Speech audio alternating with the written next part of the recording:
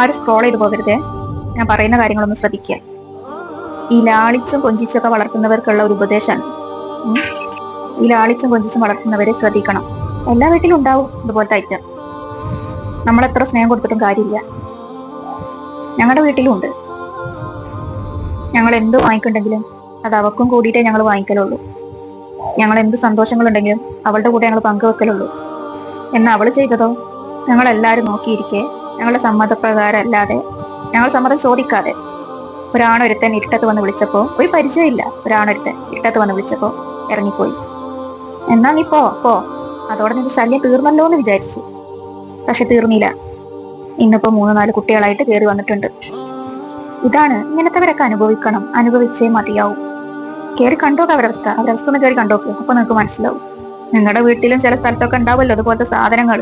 ഒന്ന് കയറി കണ്ടോക്കി.